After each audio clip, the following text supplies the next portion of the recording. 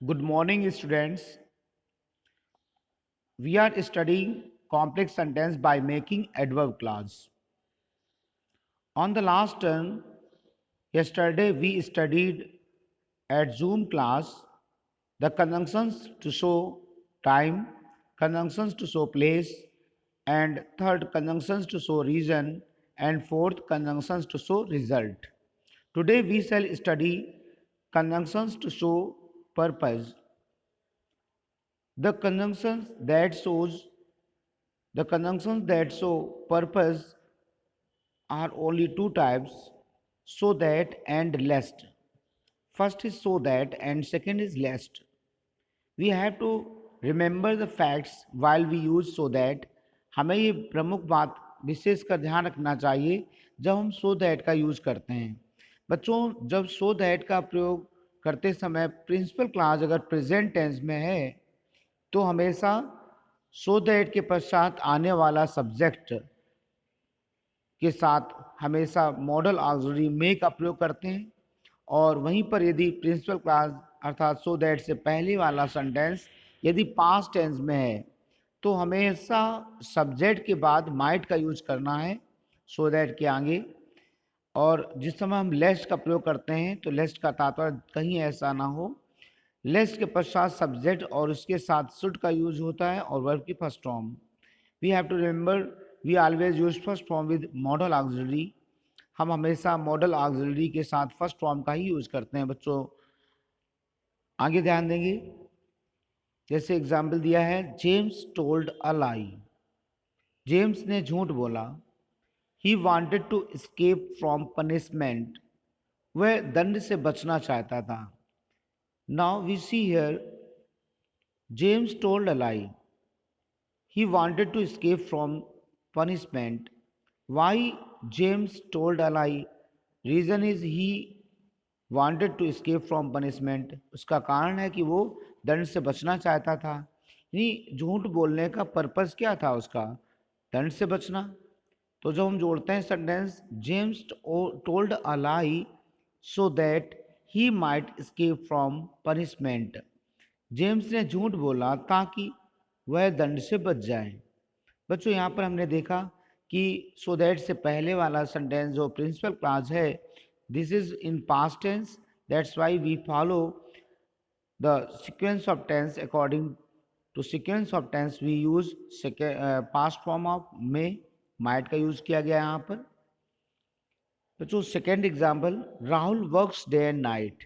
यहाँ पर बच्चों हम लोग देखते हैं कि पहला सेंटेंस प्रेजेंट में दिया गया है और इसका उद्देश्य है आगे ही वांट्स टू पे ऑफ हिज डेब्ट। राहुल दिन रात परिश्रम करता है, वह अपने कर्ज को उतारना चाहता है। तो what is the purpose for working day and night?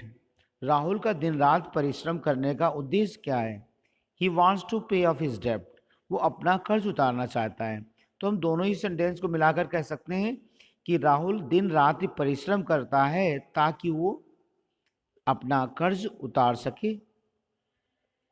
तो सेंटेंस आपने कंबाइन किया, Rahul works day and night so that he may pay off his डेब्ट।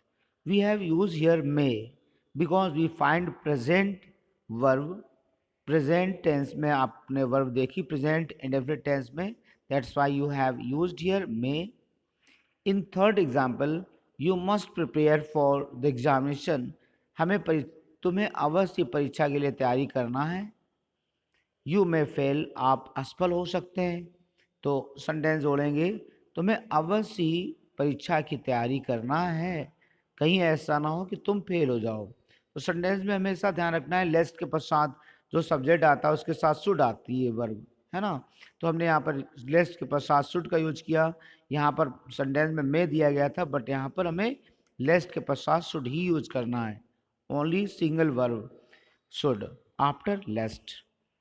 Then your sentence is you must prepare for the examination lest you should fail. तुम्हें अवश्य परीक्षा के लिए तैयारी करना है, कहीं ऐसा ना हो कि तुम असफल हो जाओ। Now, conjunctions to show contrast. There are two conjunctions in contrast, though and although. Having the same sense, यद्यपि, दोनों का ही सेम अर्थ होता है। यद्यपि आप पर डिपेंड करता है, आप दो पसंद करते हैं या आल दो पसंद करते हैं सेंटेंस में यूज करना। For example, he worked hard, he failed in the examination. उसने कठिन परिश्रम किया, वह परीक्षा में फेल हो गया। तो हम सेंटेंस जब बोलते हैं तो दोनों को बोलेंगे यद्यपि उसने कठिन परिश्रम किया, वह परीक्षा में फेल हो गया। तो हमें आल दो शुरुआत में लगाना है। जैसा कि सेंटेंस है, आल दो ही वर्कड हार्ड, उसने वो यद्यपि उसने कठिन परिश्रम किया, फिर भी, यहाँ पर कामा का तात्पर्य फिर भी होता है। बच्चों, बहुत सी पुरानी किताबों में आप देख सकते हैं यहाँ पर एट दिया जाता है, बट आपको मॉडर्न इंग्लिश के अनुसार एट का प्रयोग उतना अच्छा नहीं होता है, ओनली कामा का प्रयोग करना है। बिकॉज ऑफ स्टिल और एट इज द स्टिल और yet are the coordinating conjunctions, that's why we often confused। बच्चों, अक्सर करके असमंजस में बच्चे पड़ जाते हैं जब हम यहाँ पर देखते हैं कि आल्दो कॉम्प्लेक्स में आता है और एट और स्टिल कंपाउंड में आता है। बट आपको पुरानी किताबों में मिल सकता है कि आल्दो के पश्चात कामा के साथ एट लिखा होगा, तो सेंटेंस सही होता है बच्चों। बट आपको एट नहीं यूज करना ताकि आपको कन्फ्यूजन ना हो। Aldous he works hard, comma he failed in the exam. Next, he is poor, he is contented. तो सेंटेंस आपने यूज किया although he is poor, comma he is contented. Now, Rani lost her health, Rani ने अपना स्वास्थ्य खो दिया। रानी ने अपना स्वास्थ्य खो दिया। She did not break her fast, उसने अपना व्रत नहीं तोड़ा। हम सेंटेंस कह सकते हैं, रानी लॉस्ट हर हेल्थ, आल्दो रानी लॉस्ट हर हेल्थ। यद्यपि रानी ने अपना स्वास्थ्य खो दिया, फिर भी उसने अपना व्रत नहीं तोड़ा। Now, conjunctions to show condition. Condition दर्शाने वाले कंजंक्शन होते हैं इफ और अनलेस। बच्चों, आपको कंडीशन सेंटेंस के रूल्स इसमें पता होने चाहिए। कंडीशन तीन तरह की होती है बच्चों, प्रेजेंट टेंस की कंडीशन और फ्यूचर टेंस की कंडीशन और पास्ट टेंस की कंडीशन। प्रेजेंट टेंस की कंडीशन में प्रिंसिपल क्लास, इफ क्लास और सबऑर्डिनेट क्लास दोनों ही किसी भी टेंस में हो सकती हैं। बट फ्यूचर टेंस की कंडीशन जब होती है तो पहली क्लास हमेशा प्रेजेंट इंडेफिनिट टेंस अर्थात इफ क्लास जो होती है, इसको हम प्रिंसिपल क्लास भी कह सकते हैं। इसको हम प्रेजेंट इंडेफिनिट टेंस में ट्रांसलेट करते हैं और सेकेंड क्लास जो होती है वो फ्यूचर इंडेफिनिट टेंस में। तो जब हम सेंटेंस कोई भी दिया गया सेंटेंस इफ से जोड़ते हैं, इफ का तात्पर्य यदि होता है। Work hard you will pass, यहाँ पर इम्परेटिव सेंटेंस में यू हमेशा हिडन रहता है। तो जब आप सेंटेंस कंबाइन करते हैं तो इफ़ यू वर्क हार्ड, यदि तुम कठिन परिश्रम करोगे तो तुम पास हो जाओगे। उसी तरह से यहाँ पर second example, obey me I will help you, मेरी आज्ञा का पालन करो मैं तुम्हारी मदद करूँगा। तो कह सकते हैं इफ़ यू ओबे मी, यदि तुम मेरी आज्ञा का पालन करोगे तो आई विल हेल्प यू, मैं तुम्हारी मदद करूँगा। Work hard you will not pass, कठिन परिश्रम करो, यू विल नॉट पास, तुम पास नहीं होगे। इस सेंटेंस को देखिए, जबकि यहाँ पर ऊपर सेंटेंस दिया गया था work hard you will pass, आपने इफ का प्रयोग किया। इस एग्जाम्पल में निगेटिव दिया गया sentence you will not pass. तो जब हम लिखेंगे अनलेस यू वर्क हार्ड, अर्थात जब तक तुम कठिन परिश्रम नहीं करोगे, यू विल नॉट पास, तुम पास नहीं होगे। तो अनलेस का यूज यहाँ पर होगा। Now in fourth example, you must accept your guilt, तुम्हें अवश्य अपने अपराध को स्वीकार करना है। Otherwise I shall not help you, अन्यथा मैं तुम्हारी मदद नहीं करूँगा। सेकंड जो सेंटेंस दिया गया है, सेकंड सेंटेंस, इसमें अदरवाइज कंजंक्शन का यूज किया है। बट बच्चों, अगर हमें कंपाउंड बनाना होता तो ये फुल स्टॉप हटा देंगे और ये कामा हटा देंगे, सेंटेंस कंपाउंड बन जाएगा। जैसे you must accept your guilt otherwise I shall not help you. But हमें तो सेंटेंस कॉम्प्लेक्स बनाना है और वो भी हमें अनलेस और इफ का प्रयोग करते हुए। तो सेंटेंस आपने लिखा unless you accept your guilt, जब तक तुम अपने अपराध को स्वीकार नहीं करोगे मैं तुम्हारी मदद नहीं करूँगा। I shall not help you. Now conjunctions 8th number conjunctions to show comparison, तुलना करने वाले कंजंक्शंस। तो तुलना का भाव दर्शाने वाले कंजंक्शन जो होते हैं वो निम्न हैं। फर्स्ट, यदि सेंटेंस अफर्मेटिव होता है पॉजिटिव डिग्री का, तो एज के बीच में एडजेक्टिव रहती है, इसका अर्थ इतना कि जितना। सेकंड, नेगेटिव सेंटेंस होने पर शो एज के बीच में एडजेक्टिव शब्द आता है और इसका भी तात्पर्य इतना कि जितना, बट ओनली सेंटेंस नेगेटिव होना चाहिए, तभी हमें शो एज का यूज करना है। और देन का तात्पर्य होता है कि अपेक्षा। Now see the example, you are strong, your brother is not so strong. आप स्ट्रांग हैं, आपका भाई इतना स्ट्रांग नहीं है। तो कह सकते हैं कि आप अपने भाई की अपेक्षा अधिक स्ट्रांगर हैं। जैसे you are stronger than your brother, या हम कहते हैं your brother is not so strong as you. ये भी सेंटेंस हमारा बन जाएगा। कैसे?